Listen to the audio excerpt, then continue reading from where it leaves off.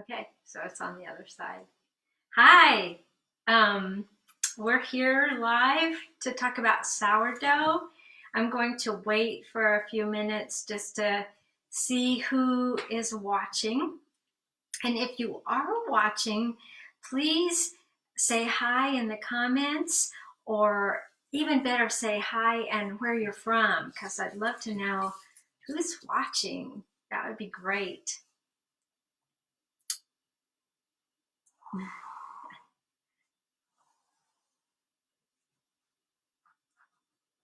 Um, and now I'm just kind of waiting to see if people are coming on here. Please say hi in the comments if you're on. That would be so helpful. Oh, see that. Oh, yay. Hi. Yummy. Yeah, from Snohomish. Hi, Yami. So, oh, good. Hi. Robert. Yay, Robert. Hi, how are you? Here comes people from all over Bainbridge Island and Seattle. Good to see you. Hi. MJ, Charlotte. MJ. Hi, Charlotte. Yay. We're here. Your head's in the video. And I've got Dottie right here. This is Dottie. And I keep 3 sourdough starters, actually. One is Dottie. She's the mother.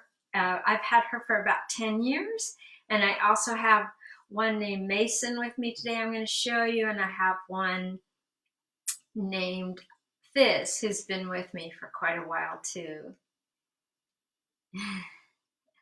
So, my name is Cynthia Lair, and I've written some cookbooks.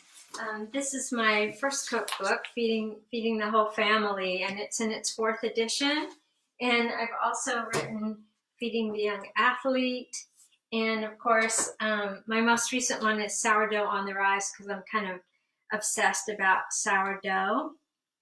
And I'll be mostly talking about stuff from this book today.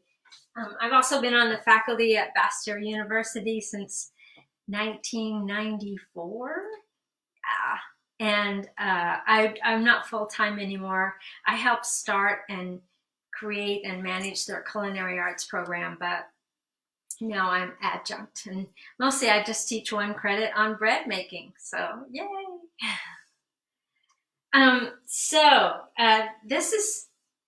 Here's the loaf that I made yesterday, and I'm just kind of showing this to you too to see that if you kind of do some of the stuff I talk about in the book, you're going to get a really nice rise out of sourdough that is almost entirely whole grains, which is not so easy to do. Yeah.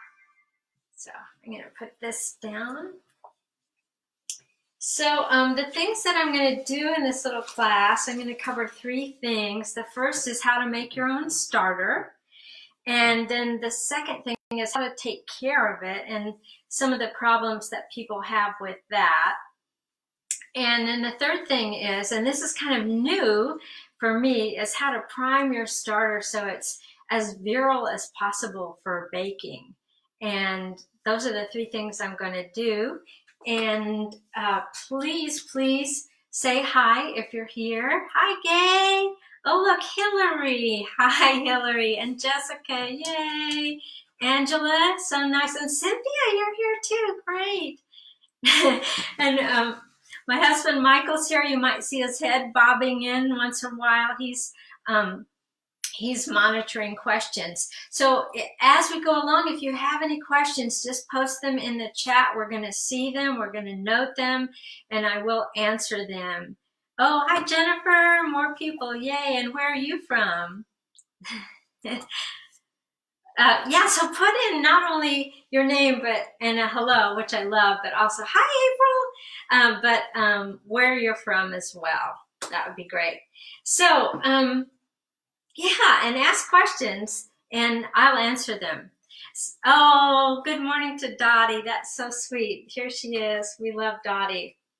So let's get started about making your sourdough starter. And this is so easy. It's going to go kind of fast. So You'll have to kind of, it'll go fast. That's all I have to say about it.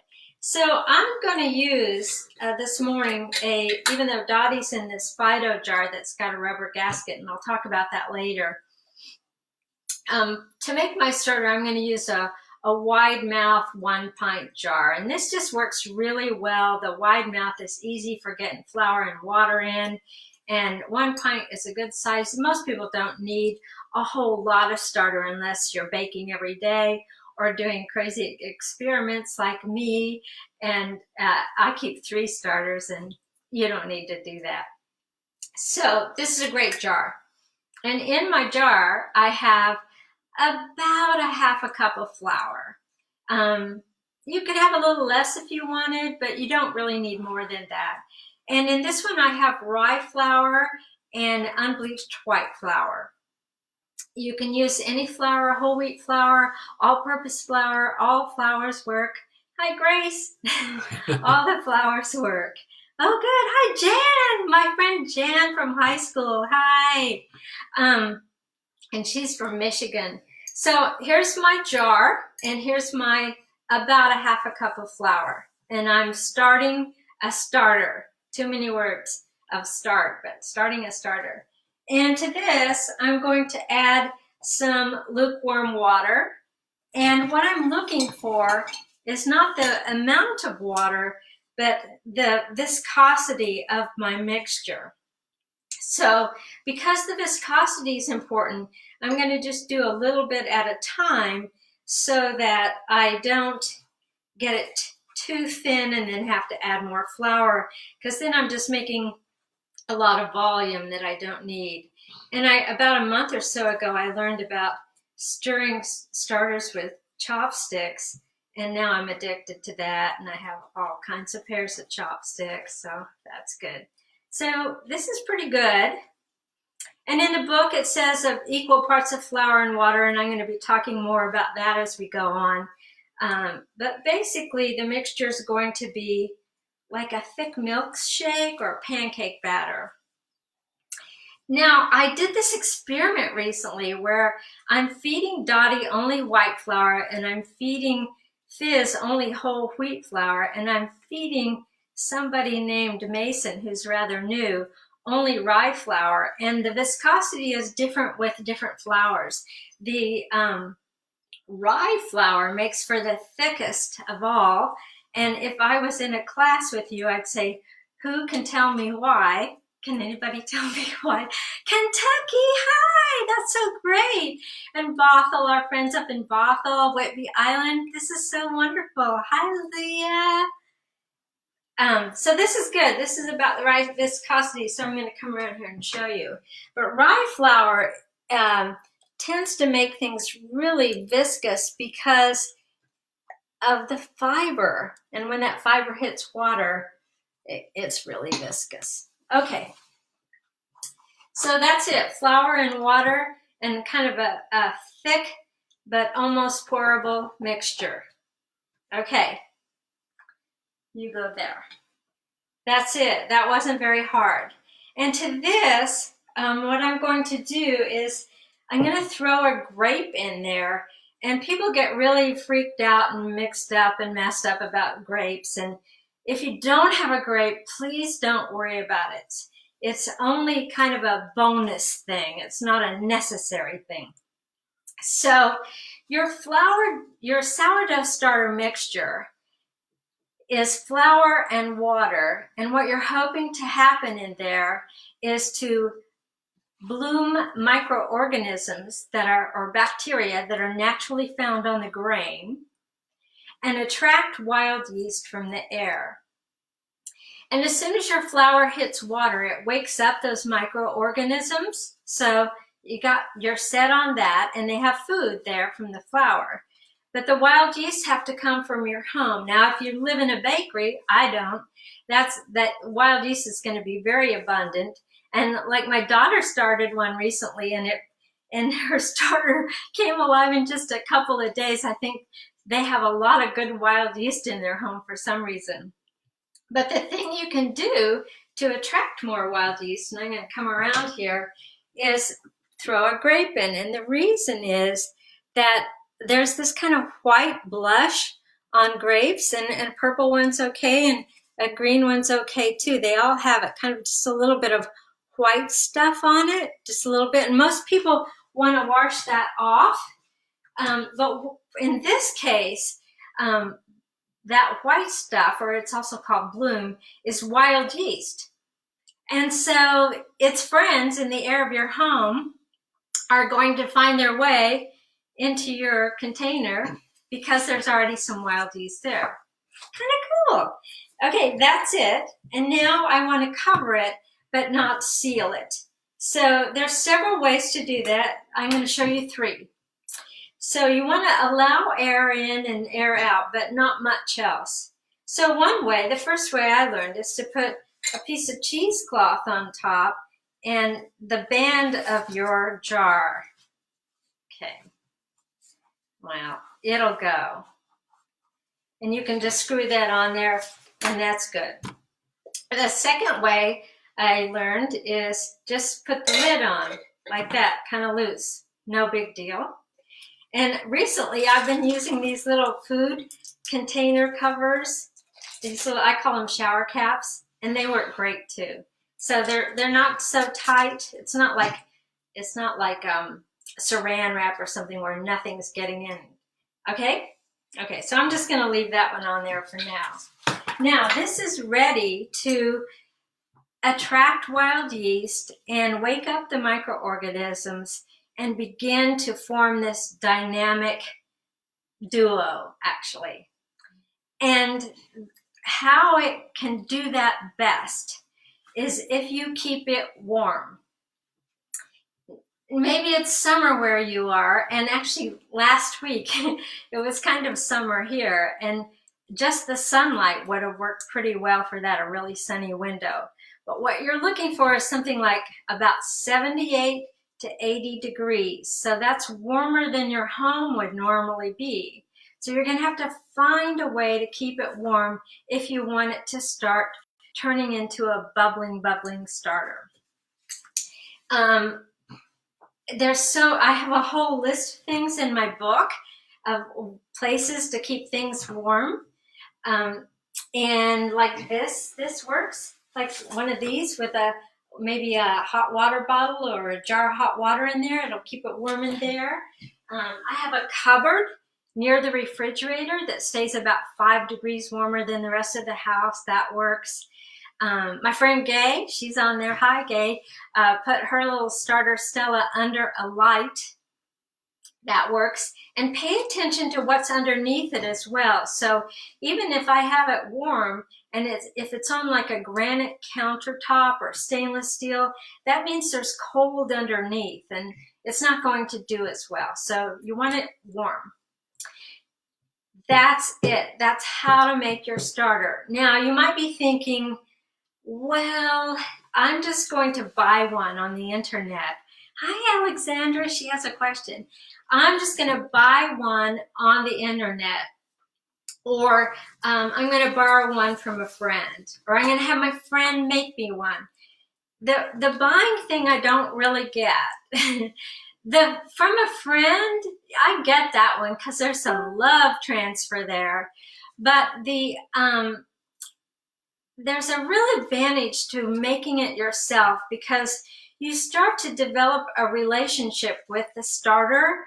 And by relationship, I don't mean like it's your best friend or anything, but you begin to understand how it works in your house, what kind of flour is working for you, how much water works, all of those things. And so if making your own is really educational. Also, you'll want to name your starters. Like mine are all named, and when I teach classes, I have everybody name their starter. And this is important. And I actually recommend that you choose the name of someone or something that has some meaning for you. So Dottie was my mother's best friend, and my favorite aunt in the world was Aunt Phyllis, and we called her Fizz, and that's why my second one is called that. Okay. So, yeah, 2 questions. Well, Angela wants to know, does rye flour have more protein? Yes, rye flour does have more protein.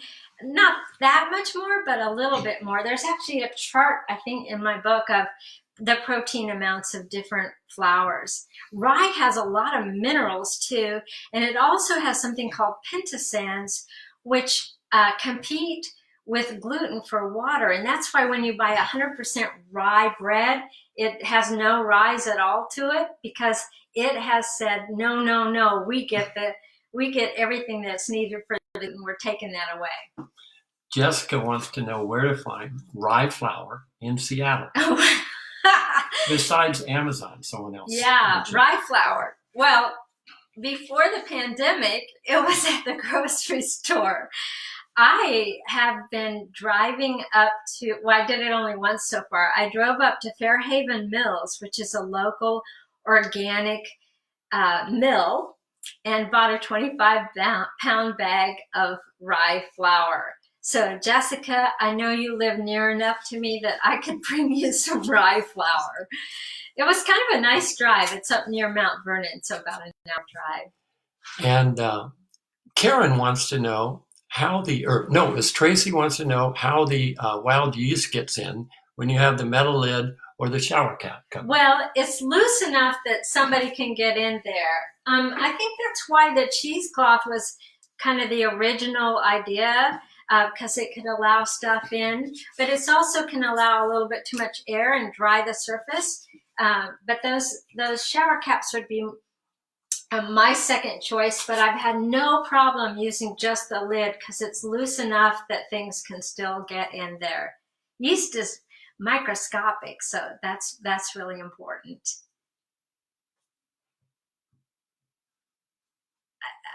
Oh yeah, okay. So after you you have a baby starter that I just made, and you're going to keep it warm. And how long does it take before it sort of comes to life? And this is variable. On the internet, you're going to see people that say it takes 3 days. And I've had other people on the internet say it takes at least a month.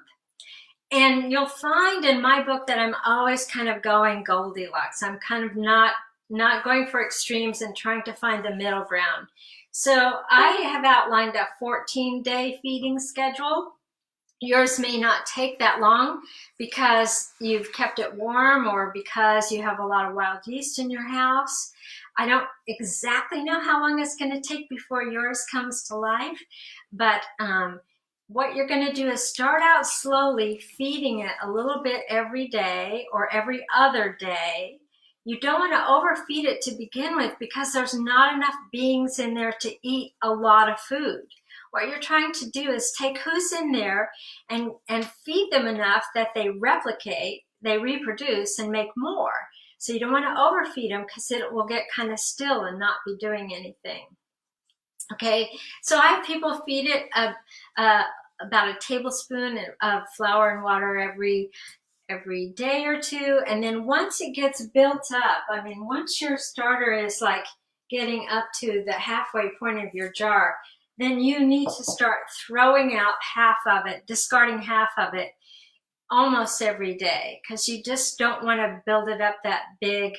And it actually gets more virile if you throw some out and then refeed it and give it time.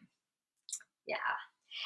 Some normal things that happen, I have a list. Some normal things that happen to starters, because, this is kind of funny.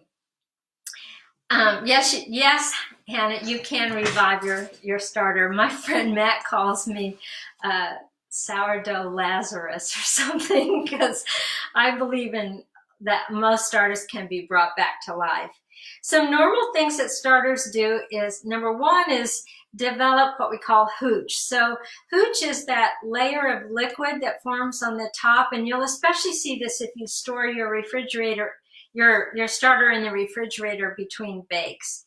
And what that literally is the elimination of the bacteria. Yeah? Okay, that's why it's just liquid. It's also an indication that your starter is hungry because it's not eating anymore. It's eating just about everything, and it's only eliminating. So the thing to do if you have a lot of hooch in there, one is I typically tend to stir mine back in because it makes the starter more tart, and I like a really sour sourdough. But you'll stir your starter really well. If it's built up too big, pour out half of it and then feed it. Keep it warm water, give it a lot of love, and it will come back. Sometimes it will take a day or two if it's been in the refrigerator a really long time, so you just have to be patient. Another thing is sometimes starters form kind of a white film on top, and that's normal. I've had side-by-side starters fed the same thing, kept in the same place, and one of them had kind of a white film and the other one didn't. So it's hard to, I can't actually explain why it does that, but it's usually lack of attention. And you just need to stir it, discard half of it, feed it. Yeah, it loves that.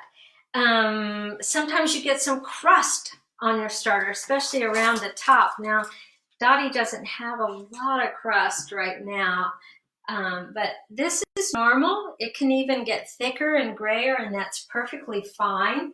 If it starts bugging you, just take a paring knife and kind of shave it off and discard it.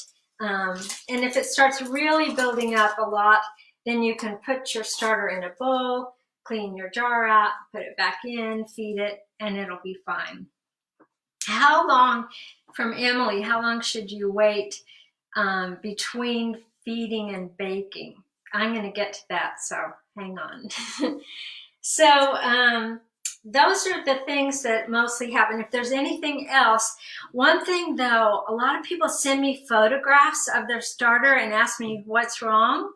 And it's very, very difficult to tell from a photograph, because if I was going to, diagnose a starter, I'm going to smell it and I'm going to taste it.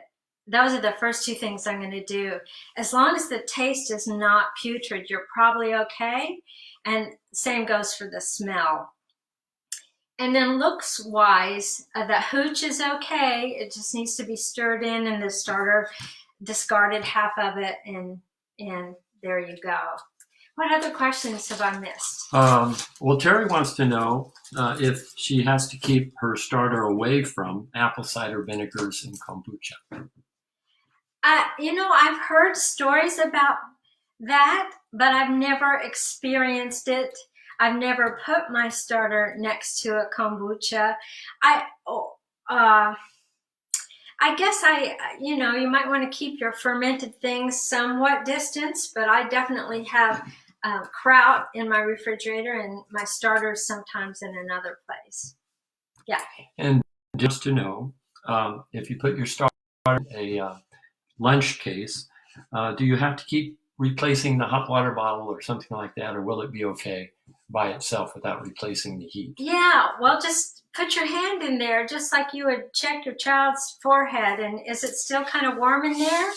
If it is, great, and if it's not warm in there, then refresh your heat source, right? Anything else? No. Great. So let's talk for a minute about getting ready for baking, because I saw that coming up. Yeah. So I'm going to show you something kind of cool that I just learned about that's not in the book yet, which is always a nightmare for writers, but that's the way it goes. And to get your starter really primed up for baking, it should be able to double in 8 to 12 hours. So I'm going to show you this one. This is Mason, and he's called that because he's in a mason jar. And I want you to look for a second at what's going on with him. So this line is where he was last night. That was the top layer of this starter. And then by this morning, and you can see all the bubbles in there, especially here, he had definitely doubled in size. And Dottie was the same. She was, it's harder to see in these big jars. It's less impressive, but she was down here and now she's up here. So what that means, if it's doubling like that, is that it has a lot of strength, it has a lot of rising ability, and those bubbles are CO2. So this is sort of like the test run for bread. Does it have enough going on in the starter alone to rise? And if it does, then your bread, can you hear me? This one, yeah, is going to get big like this in the oven. Yeah.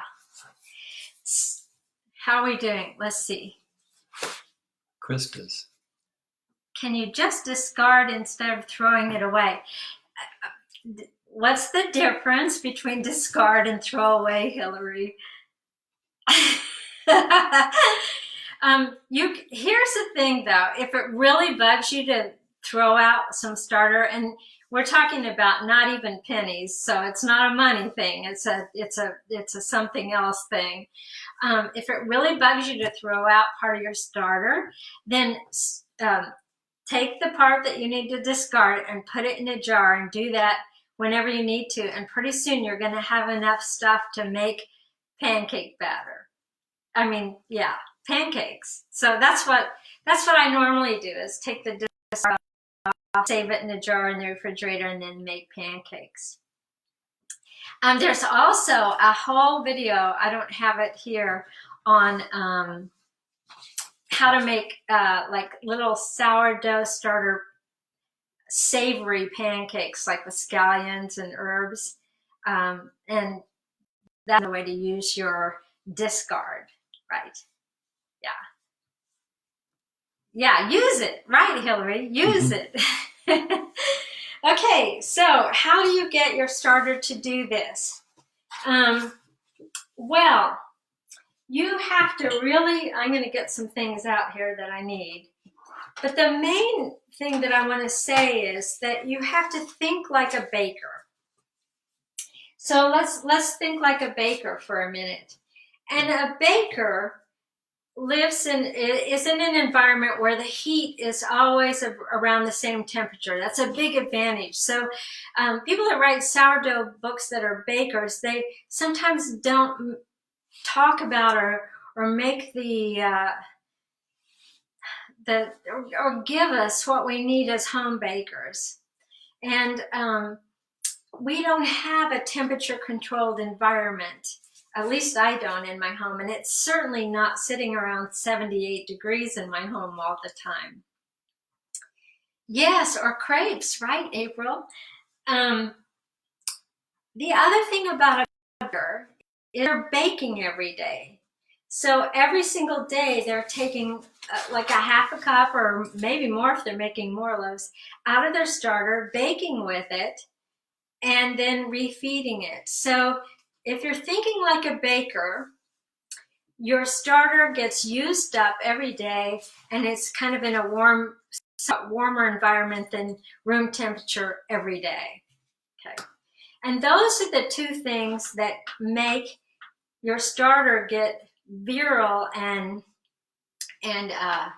vigorous enough to rise overnight.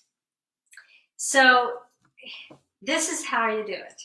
So I know what my jars weigh without any lid on it, and I actually have that in the number of grams on the bottom of my jar. Yeah.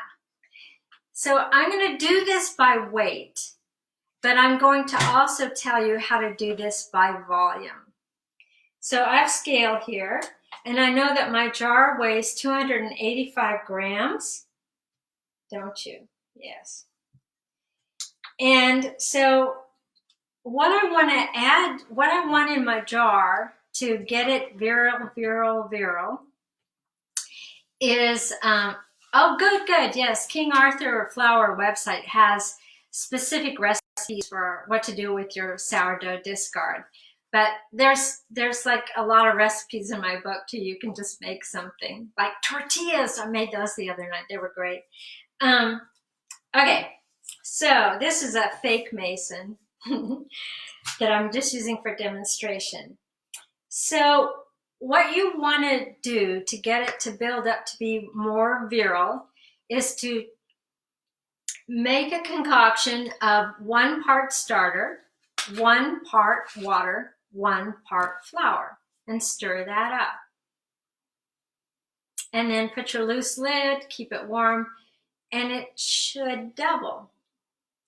Now, the 1 part, some people say 25 grams of each, some say 50, some say 75. I tend to use 50, especially if I'm only going to be making like 1 loaf or something. I might do 75 grams of each if I was building up a starter enough to make 2 loaves. So since I know that Mason's jar weighs 285 grams, and I know that I want 50 grams of starter in there, the weight should say 360 on here, because that's the math, right? 55, okay. Anyway, we're good. So I've got the jar, I've got the right amount of starter in there, 360, 285. Okay, and then I'm gonna zero it out. I did the math crazy, didn't I? It's okay. I feel confident about the everything else I'm doing, but I don't know if I added right just then. Because 55, hang on, 285. Oh, I get it. It's 285 plus 50 grams is 340. I'm good. Yay. That still doesn't add right, does it? Oh, it's okay. Okay, so I'm going to zero it out, and I'm going to put 50 grams of flour in there and 50 grams of water. So I'm going to zero it out and add my flour, 50 grams. And then I'm going to zero it out again and add 50 grams of water. And I have to do this slowly so it can catch up. There we go. Now, if you want to do this by volume, which is perfectly okay, it's about 1/4 cup of starter and about 1/3 cup of water and 1/3 cup of flour. Okay. Then I'm going to stir this up. And I used rye flour, all rye flour in this. So remember what I said at the beginning, that's going to be super sticky. Dottie right now is all white flour, and I'll show you in a minute that she is less viscous, even though I used the same amounts. So I'm going to show you this. This is really sticky stuff. Really sticky stuff. Okay. And then what I want to do is mark, like I did on the other one, where the top layer of it is, just because that makes it all the more fun. And then cover loosely with just this lid, or with this guy, or with the cheesecloth, and it should double in 8 to 12 hours. And the breads that I've been getting since I've been doubling my starter are bigger in rise and easier to rise and stuff like that. Okay, let me show you Dottie too, because she's all white flour for now, and you can see, I think, that she is thinner, even though it was the same amount of flour, water, and starter. And that, again, is because of the fiber in those whole grain flours.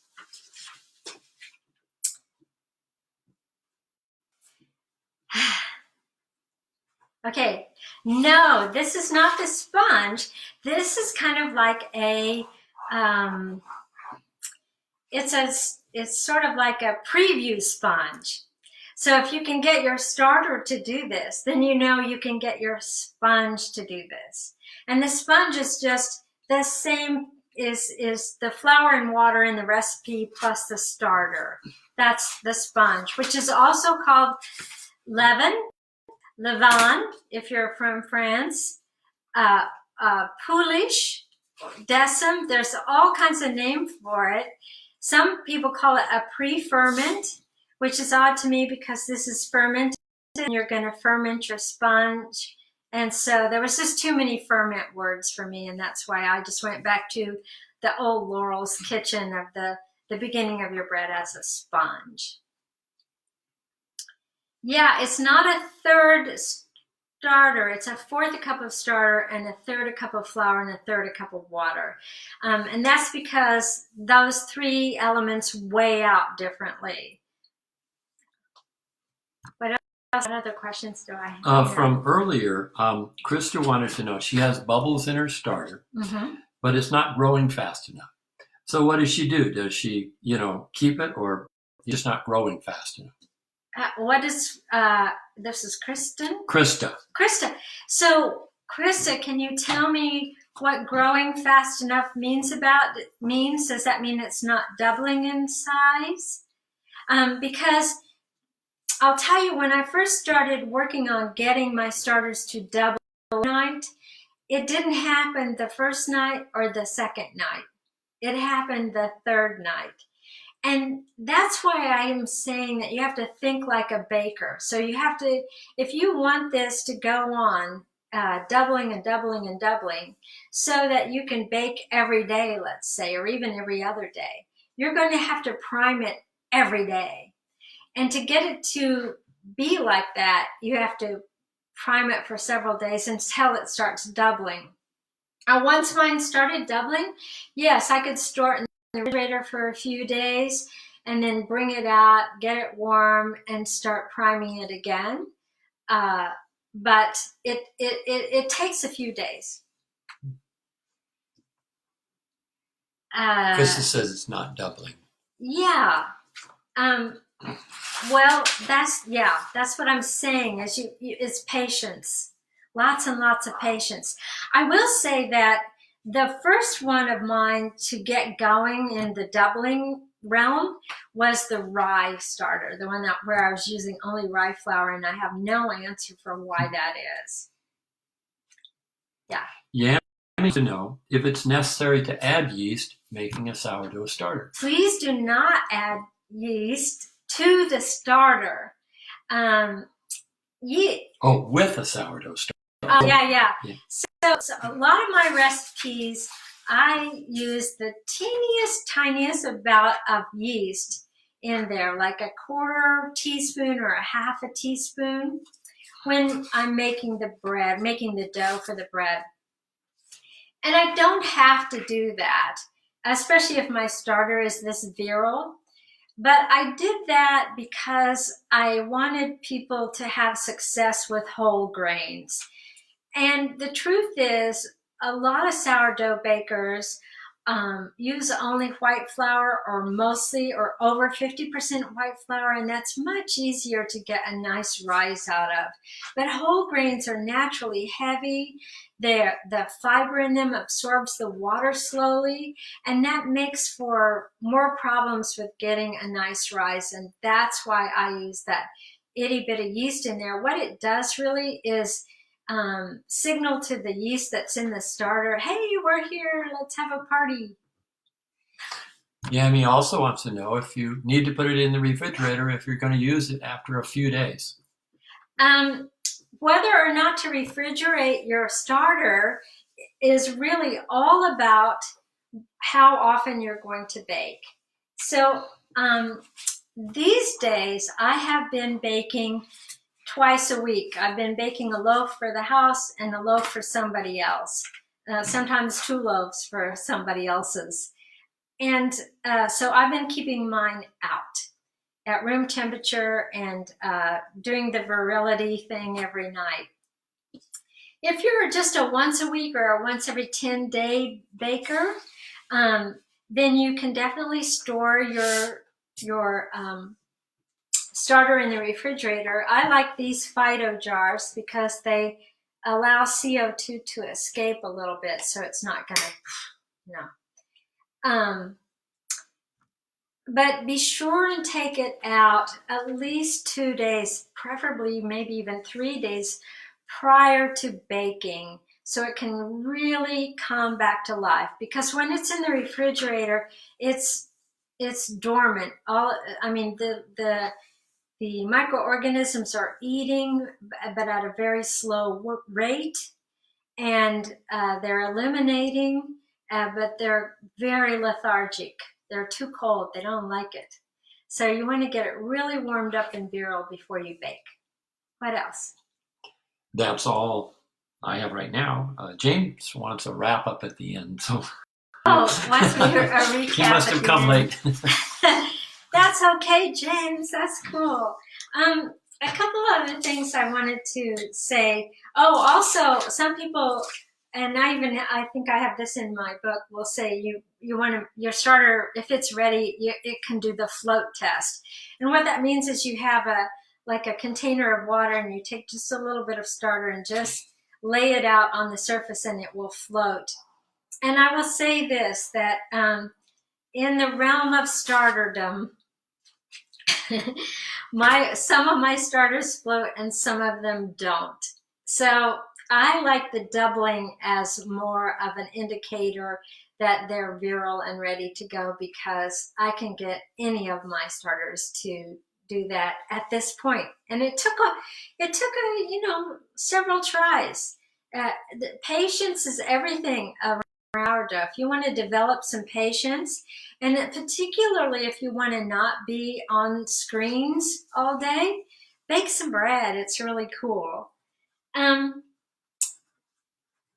So one other thing I wanted to say was starters are dynamic. That means they're a living thing. So the microorganisms, or the bacteria, they eat flour, and they, in their metabolic work, they discard sugars and the hooch.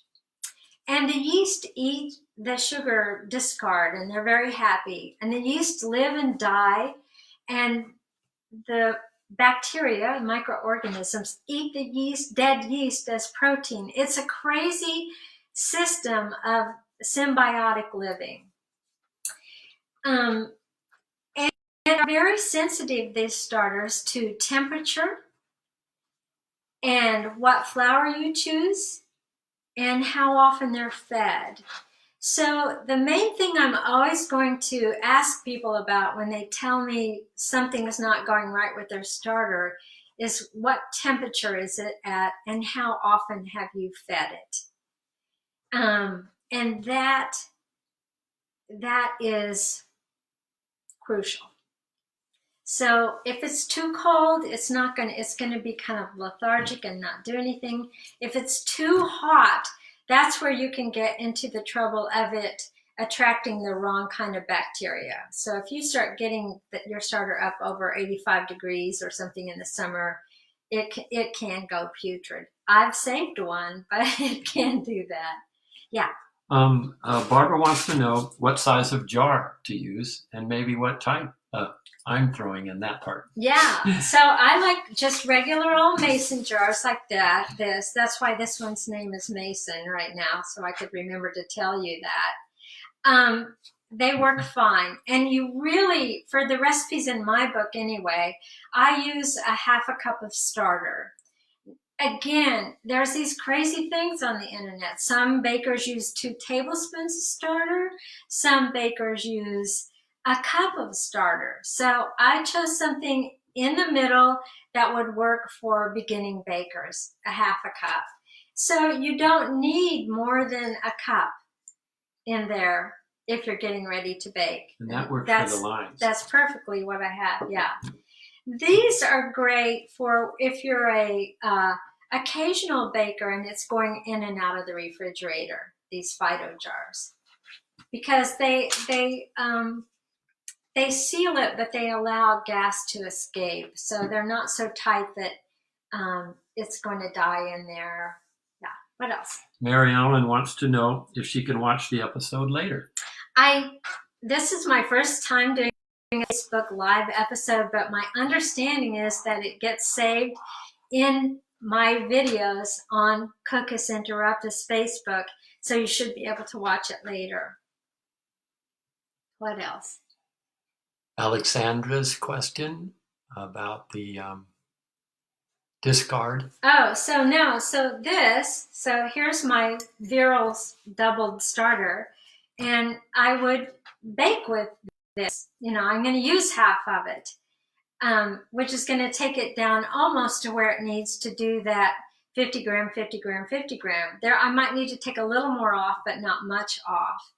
If I'm not going to bake, then I'm going to have to discard it or throw it away or make something with it, like those savory pancakes, or I guess there's something on the King Arthur Flour website about what to do with your discard, or sweet pancakes. Those are fun too. Yeah. Working with teff, James. Oh, teff is a cool idea. I mean, I don't really feed I've never fed a starter teff. Have you fed your starter teff, James? Because I'd love to know how that comes out. I should try that. I should make an all teff starter. That would be exciting. So interesting too that the one that's all rye is so thick, even though it was, 1 to 1 to 1, and Dottie's much thinner, and Fizz, who's around here somewhere, yeah, I don't know where she is. No, there. Yeah, and Fizz is a whole wheat, and her viscosity is literally in between those two. And then my good guess, is that that's all about fiber. Another thing I want to say is that I have this is a 1 pint jar, and this is about 1 pint as well. Although it's going to come, if you buy one, it's going to be in milliliters. You tried the teff. Oh, you tried the teff? It didn't work. Oh, and it didn't work. Well, there you go. Wow, okay. Should I store in crusty, slightly black stuff that forms in my refrigerator starter? Oh, stir it in. I would not stir that crusty stuff in. No, it just bogs it down. I would just scrape it off and discard that and not make anything out of it. Just discard it. Yeah. Oh, Kent, thank you. Yes, you can watch this later. That's so nice. Something else that I want to say, and then I'll do the recap was it James that asked me to do that? Yes. Okay, great. Something else I wanted to say is that I have driven myself almost bonkers over the last 10 years reading about sourdough and watching videos about sourdough and, reading more articles about sourdough. And the one thing that I have really learned well is that every baker out there thinks that their way is the best way. And every baker out there has a different way. So it can be super confusing. I've had days where I'm just like, what? Oh my gosh. Just overwhelmed with the number of different ways there are to do things. So and here, this is my book. Alexandra, yeah. So I would like to tell you that you will find your own method. You'll find your own ways of storing things so they stay warm or rising your bread. You'll find how much you need to feed it, how to make your starter happy. You're going to find your own way. And my way is one way, and it works for me, and it's worked for some other people too. But I would say don't do what I did and watch a million bakers tell you how they make their sourdough, because you'll get really confused. The other thing... April's asked about the grape a couple of times. Oh, the grape. What it's about right there. That's I think she asked before. Okay. Um, Oh, no, if your starter's going well, you don't need any grapes in there. No, and you don't need to replace any grapes. It's just there at the very, very beginning to attract some wild yeast into your starter. Once it's bubbling, it's good to go. Yeah. I wanted to say something about my book too, and I still have time to recap. Good. And that is that this has 12 bread recipes in it. But a lot of them are flatbreads, like pancakes and naan and focaccia and things like that, where this doubling, where this virality needed to rise a big loaf isn't as necessary.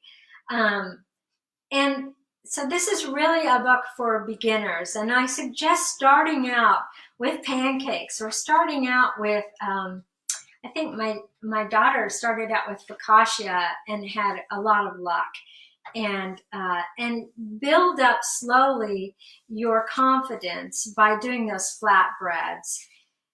And I recently watched a video about about sourdough, and this was a baker, and she said, "Oh my gosh, if you get a good boule, here, can I show that boule? If you get a good boule like this in your first year, you're doing well." And my jaw dropped. This was a baker that said that. And I've always said, you got to commit to at least making 10 loaves like that before you give up and go, this isn't working. Does temperature fluctuation harm a resting? Once your starter is grown up, okay, so it can almost sort of like take care of itself. The temperature fluctuation, being too cool is going to be okay. It's just going to be kind of lazy and not ready for baking. And being too hot, meaning over 85 degrees, is a little dangerous. Where it's the happiest, again, think like a baker. Where it's the happiest is in an environment that's around 78 degrees. I know, who lives in that? But I promise there's places in your home where you can find 78 degrees. When I first started, I used to keep my starter in the linen closet. All those blankets, and there's no windows. It's just kind of in the middle of the house, and it was warmer in there. And then for a while, I used to rise my dough in a small bathroom with a space heater. And now I use a cooler with a light in it. Hot water heaters would be good too. Yeah, on top of a hot water heater. Just be careful and check the temperature if you can. Just feel it. Use your senses more than reading things. Oh, thank you, Alexandra. I'm glad you like the focaccia. Yeah. Any other questions that I've missed? Not that I have, or I might have missed them myself. Okay, so I'm going to do a recap then for James and for anybody that came in late. So I started out this thing with this whole process today with, with making your own starter. And there's a good reason to do that, and that's to develop your education level about your starter and a relationship, and be sure and name it. And it was about a half a cup of flour and enough water to get it into pancake batter or milkshake batter viscosity. And I put a grape in there just as an extra bonus to attract wild yeast. Then some kind of layering. That's your starter. And then you're going to feed it over the course of somewhere between probably 4, 7, 14 days until it starts coming to life. And by that I mean every time you stir it, you see bubbles going on. Oh, you're so welcome, Robert. Thank you for coming, Krista. And then I went over all of the things that can happen that make you think you should throw it away. So you can rewatch that to hear those. Most of the time, your starter's okay and you can bring it back to life. And then I went over how to make your starter super virile, double in size overnight, getting it ready for baking. That's what I did. What else? Any other questions? None that I have. Repeat if I missed it. Yeah, repeat any questions. I went like fast. I did this fast. I wanted to get everything in.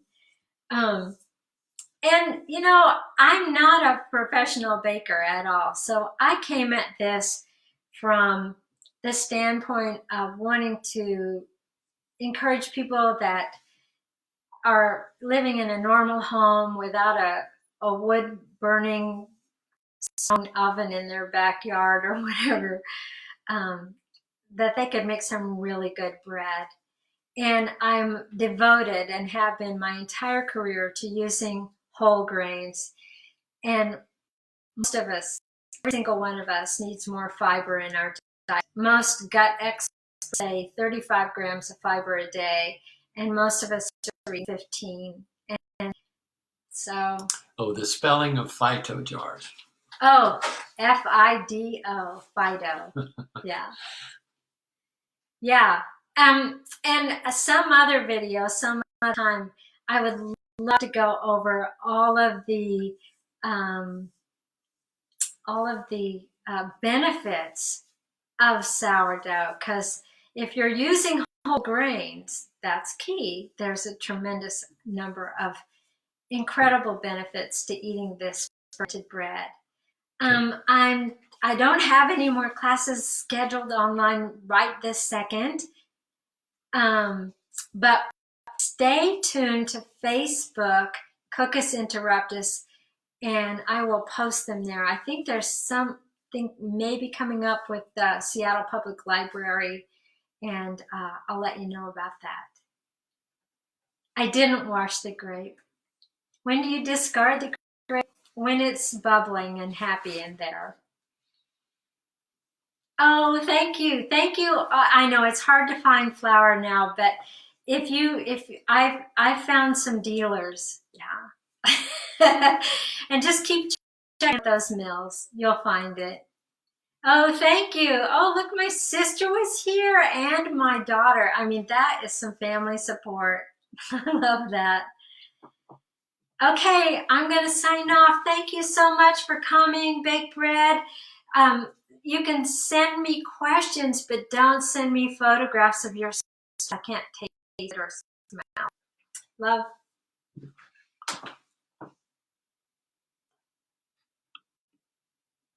Yeah. Save it.